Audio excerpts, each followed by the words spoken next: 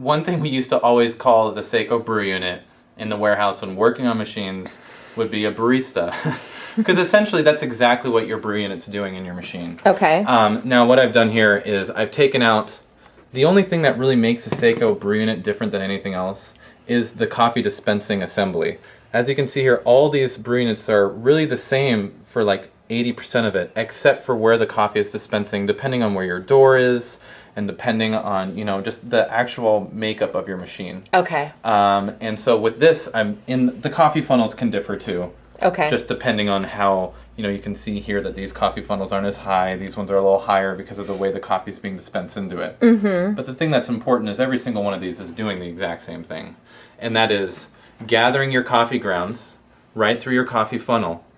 And right now, your brew unit is essentially in home position. Okay. But once your machine tells your brew unit to compact the coffee, a little motor is going to engage with this gear right here and move it into what we call work position. So right now I'm doing that by hand. I'm doing what the motor would be doing with the brew unit in your machine.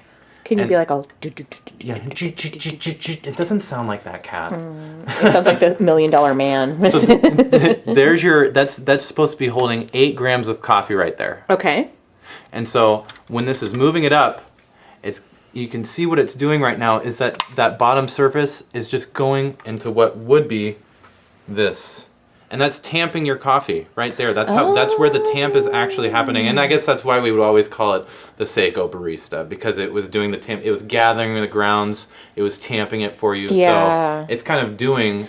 So I guess I thought that little dude went down, like lowered, but really it's the opposite. Exactly. That wheel is like bringing that up to meet this, and Exactly. that's just stationary, right? Exactly. Okay. So right now this is the position your brew unit would be in when it's circulating water and pulling your shot. Essentially, it's in what we would call work position.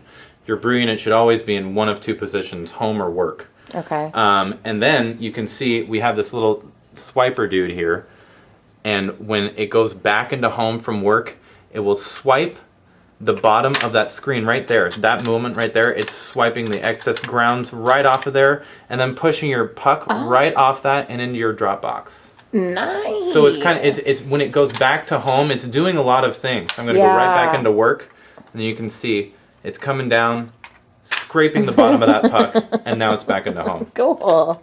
So that's what that's doing. All right. Now, I can spray down these brew groups regularly just with hot water and stuff, but do I need to do more stuff to them? Well, they're dishwasher safe. Oh, okay. In our refurb line, they always throw them in the dishwasher, and people, I've talked to a lot of customers over the phone, they always throw their brew unit in the dishwasher. I'm not sure how mandatory that is.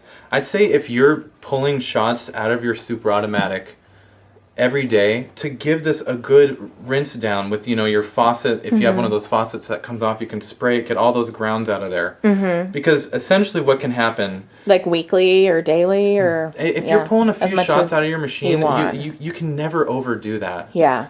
You really can't. Just do it all the time, because what can happen is if you ever get your machine just dropping grounds into your drop box, that can be a sign that your coffee grounds are too coarse. It's most likely it's that sign, because this goes to compact it. Yeah. And then your brew unit motor's like, hey, this is way too hard to do. I am not doing this. So basically, just drop it. You start your shot, you hear it grinding, you hear everything, and then instead of making coffee, it just kicks the puck out. Exactly. Okay. And it won't even be a puck. You'll look in your box, and it'll just be a pile of dry grounds. Oh, okay. It's not good for anyone, is it? But another reason why that can happen, if you see that happening in your course, your grind is exactly how it's always been. Yeah. What can be going on is your motor can be sensing too many grounds and resistance in your brew unit in all these areas when it's trying to go to work. And so that's what can be happening. It's your brew unit motor, if you will, is sensing way too much resistance with all the coffee grounds that have gotten all messed up, and just residual coffee grounds in your brew unit. Because the nature of this is coffee grounds will end up around it in areas where it shouldn't be. The coffee ground funnel tries to get them in there as much as they can, but they'll get all over the place. So it's really good to get in there and just get coffee grounds out of where they shouldn't be. Okay, so I spray it down regularly, maybe throw it in my dishwasher every so often. Do I want to take it apart or anything? Or is it really just spraying it down or doing, what's your advice? Yeah, you do want to take it apart. Okay. You know, not every time you spray it down, of course, but I'd say, you know, you have your screen that's in there, and you probably want to take that out and give it a good wipe down when it's time. And I'd say to do that if you're pulling shots on a daily basis. Is that the screen you're talking about? Exactly. Okay. And we'll go over right now how to take that out. But yeah, I wouldn't take your screen out every time you're rinsing it down, but probably once a month. Okay. If you're only pulling shots just on the weekends or something like that, you probably want to do it once every 3 months. But it's very easy. It's a very simple thing to do. Now, some machines, let me see here. Let's go over the machines these go to. How about that? Sounds good. Okay. Okay. So this brew unit right here, the coffee dispenser is facing into the machine. This is the brew unit essentially for any Odea, any Talea, or any Cynthia. And the only thing that's making it that way is just this is facing in. And so how you positions it in Exactly. Okay.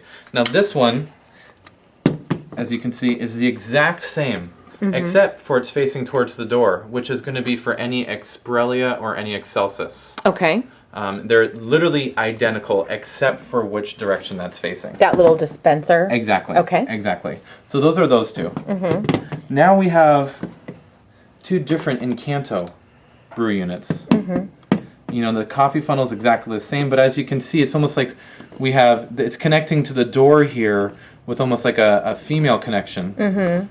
But this one is connecting to the door with more of a male connection. I see. So it's really very, very, very similar. Okay. And then we have our Vienna.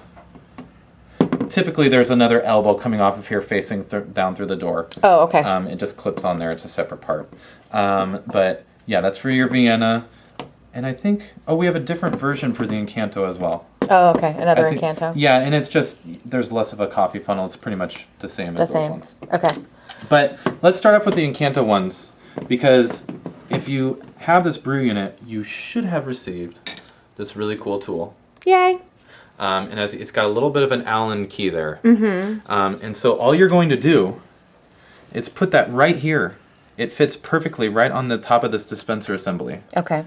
And you put it there. Now, if I don't have that tool or I lost it or whatever, can I just use an Allen wrench? Yeah, okay. You can. Actually, you can use, let's see, it's a 5. It's Allen 5 is Allen the measurement. 5, okay.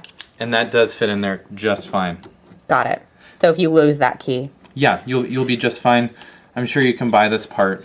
And also, like our refurbs, we don't always have those, so you might not always get it. So, exactly. But you could do that. Exactly. Okay. A nice 5 size Allen will do the trick just fine. Okay. And what you want to do is hold on to that screen with your fingers, because if you start turning this without applying any pressure here, it's just going to keep on turning the screen, and it's not going to do anything. Okay. So I'm holding on to the screen down here.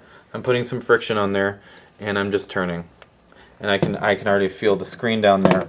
Hello, is coming free. It's got a little bit more here. We're almost there. Freedom.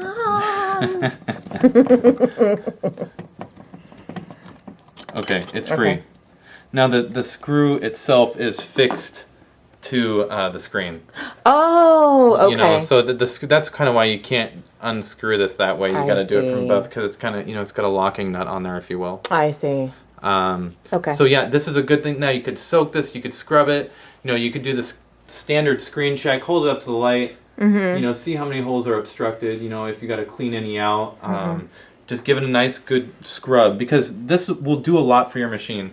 If this is really clogged and a lot of the holes are obstructed with coffee, your pump's going to be working harder. If your pump's working harder, then it's going to fail sooner. Your coffee's not going to taste very good. Yeah, exactly. Yeah, you're going to have a lot of residual coffee in there that you don't want to taste. Grody town. Exactly. Okay. So now we have that out. What else do I want to do?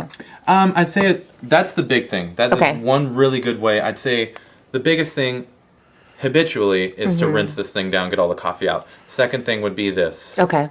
The third thing would be, this is a brand new brew unit, and you can see the factory lubricant. And these, I'm not sure how well the light is there, but okay, I see a little bit. Yeah, we have all these channels, and you can see the lubricant in there, and those are all really good channels to put lubricant in. the brew unit lubricant that you can buy. But not too much, because we have seen people go a little crazy. Yeah, that's true. And it mixes with the coffee grounds, and it kind of turns into a weird little cement. No, exactly. And that's one, if you go in there and start applying brew unit lubricant like every week or something. Well, yeah, and especially if you still have grounds in there. Yeah. Then you're right. But that's why that rinse on a daily basis, maybe a weekly basis, depending on how often you use your machine, is really important. So, am I only applying that lubricant if I don't see any? Yeah. Like, if I see some, then I'm good.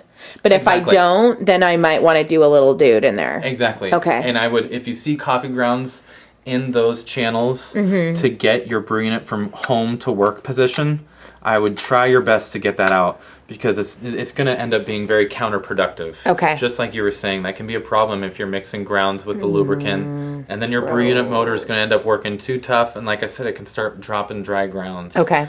And like I said, if you feel that your brew unit is dropping dry grounds when you never even changed your grinder setting, it's probably because it's having to work too hard. Your brew unit's like telling you, it's like, hey, something's going on here. SOS. Okay, so anything else I want to do, or do you want to show me how to get at the screen at some of the other models? Or I think that's the best for those ones. Okay. I think that's the best way to keep your brew unit in tip-top shape. And am I going to occasionally, there's an O-ring, am I going to need to worry about replacing that every so often? Or? Yeah. The O-ring is very important, actually. I'm glad you brought that up, Kat. So here's the actual dispensing channel. Okay. I took it off of this machine. Or that group. Okay. Yep. Excuse me. Yeah. And here's the O-ring. This is a really good thing to remember to do, and you'd probably want to do this every time you rinse your screen out. If your screen's dirty, then this thing needs to get swapped. Oh, okay. So it's completely swapped or just cleaned? Well, yeah. Let me show you something. Okay. If you put this on there, which I just did, and you hold it straight at yourself right now, like I'm going to try to hold it straight at the camera, you should be able to see the orange color of the O-ring. Yeah. And if you don't, that means it's worn down. And a lot of times after you see a brew unit that's been used a lot, you'll hold it straight at yourself and you won't see the O-ring. That means it's really worn down and it's not making the seal that it should. Okay. And then with that part, when it goes to work position, this area right here is not making the seal that it should. Okay. So that's what's going on there. And that's a very good thing to keep fresh. You always want that in really good condition. And like this is right where the screen goes. And here's that part that works with your tool. And then once that's screwed on, you have a complete assembled brew unit coffee dispenser. So is there any other trick to any of these other ones, or is it all kind of similar as far as how you remove the screen? It's very, very similar. Okay. Now, the Odea, Talea, Excelsis, Expellion one, they're very, very similar. But you do have to do a couple things. And you do have to take out these screws. Oh, okay. And then this whole thing will come out.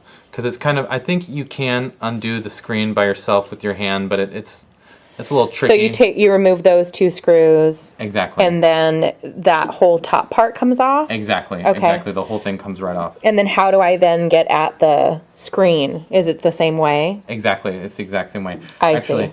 Let's see if I think we can actually, I think we can do this right now if we tried. But we need to get a T10 screwdriver. Okay. But yeah, you'd want to do the exact same thing. So you unscrew this black part here will drop down. This will stay. Exactly. Okay, and then we get at it with the Allen wrench again. Exactly. Okay, cool. All right, B. So we talked about home position. We talked about work position. What about party position? Ooh. Yeah, I'm a little concerned. Maybe these machines aren't quite as fun. The brew unit is on the same page with party position. That's more of a Seattle Coffee Gear employee. Okay. All right. So that is our Saeco brew unit, Superautomatic brew unit, like cleaning and maintenance. Exactly. Anything else? I don't think so. All right. Thank you, B. No problem.